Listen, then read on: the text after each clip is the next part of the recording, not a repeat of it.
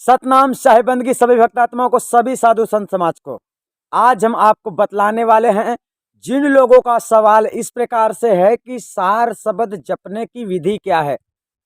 जी हाँ, सार शब्द जपने की विधि क्या है, जिन लोगों का ये सवाल है, आप लोगों के दिमाग से इस कंफ्यूजन को दूर करने के लिए हमने इस वीडियो को तैयार किया है, ताकि आप लोग सत्य को समझ सकें और असत्य को छोड़ सकें। क्योंकि हंस का काम होता है कि सत्य को धारण करता है, सत्य की खोज में हमेशा हंस रहता है, मतलब भक्त आत्माएं रहती हैं, और असत्य को भक्त आत्माओं को त्याग कर देना चाहिए। तो सबसे पहले ये जानते हैं कि सार शब्द की जब बात आती है तो आप लोगों को सदगुरु के वचनों के अनुसार शायद पता नहीं होगा कि सार शब्द तो लिखने पढ़ने में आता ही नहीं है। जब सार शब्द लिखने पढ़ने में आता नहीं है, मतलब ना तो उसे लिख सकते ना तो उसे पढ़ सकते, तो फिर सीधी सी बात यहाँ पर यह समझ में आ जाती है कि उसका जाप कैसे कर सकते हैं। ठीक है, तो बहुत लोग इस संसार में विधि बताते हैं, अर्थात ध्यान वगैरह करने की विधि बताते हैं। कोई श्वासों का सुमरन बताता है, कोई तो श्वासों का सुमरन बताता है ताकि आप लोग श्वासों का सुमरन करें, आप लोग श्वासों का सुमरन करें और इसके बाद आपको सार शब्द प्रकट हो जाएगा। पहली बात तो ये है कि आप ये जान लीजिए कि सार शब्द लिखने पढ़ने यानी 52 अक्षर लिखने में आता ही नहीं है। तो जब सार शब्द आपको लिखना पढ़ना में आता नहीं है और सार शब्द आपको भेदी गुरु ने दिया है, यानी किसी गुरु ने आपको कोई मंत्र दिया होगा, कोई भी शब्द दिया होगा जो शब्द लिखने पढ़ने में आता होगा, और उसको अगर आपको जपने के लिए कहा जा रहा है, इसका मतलब वो सार शब्द आपको दिया नहीं है। सार शब्द आत्म स्वरूप ज्ञान तुम्हारा स्वयं का है। सार शब्द आत्म स्वरूप ज्ञान पाने के बाद में उसको जपा नहीं जाता है। जी नहीं, क्योंकि वह तुम्हारा आत्म स्वरूप ज्ञान है, उसे जपा नहीं जा सकता है, उसे जपा नहीं जाता है। यहाँ पर आप लोगों को यही बताया गया है कि अगर आप लोग सार शब्द प्राप्त कर चुके हैं अपने भेदी गुरु से, तो उसे जपा नहीं जाता है। वैसे तो आप लोगों को प्राप्त हुआ ही नहीं होगा, क्योंकि आप लोगों को अगर प्राप्त हो जाता तो आप समझ लेते कि इसको हम कैसे जपें।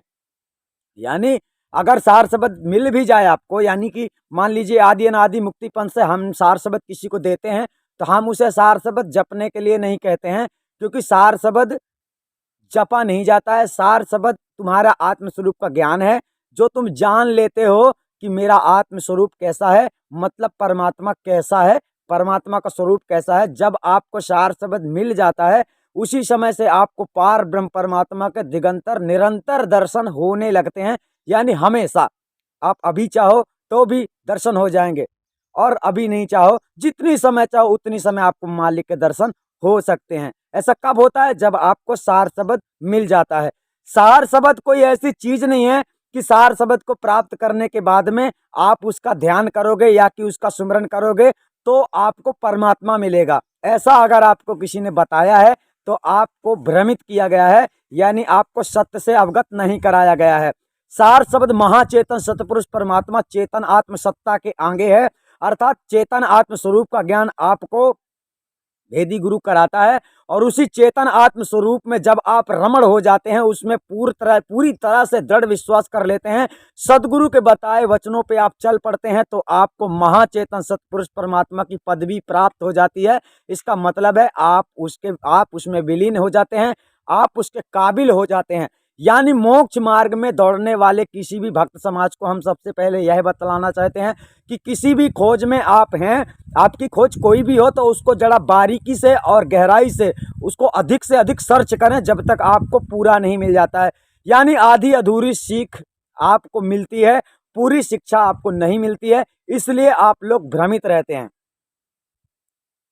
साहब ने अपने शब्दों में बहुत कुछ आप लोगों को समझाया है, लेकिन आप लोगों को केवल साहिब के शब्दों से चलना है, और साहिब के शब्दों से चलने के लिए आपको आदि अनादि मुक्ति पंथ का ज्ञान अच्छी तरह से समझना पड़ेगा।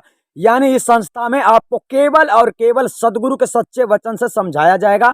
आप लोग भक्ति कर पाओगे नहीं कर पाओगे, इसका निर्णय आपको ही लेना है, क्योंकि सदगुरु के कड़वे संविधान है, उस संविधान को पार कर लेना ही उसको जपना माना जाता है, यानी उसको भजना माना जाता है। यानी आपने सदगुरु की मर्यादा को तोड़ दिया तो आपने सदगुरु को मतलब भजा नहीं, आपने अपनी आदतों को सुधारा नहीं, इसका मतलब हो गया कि आपने भजन नहीं किया, आपने कुछ भी भजन नहीं किया, आपने केवल मनमानी ही की है।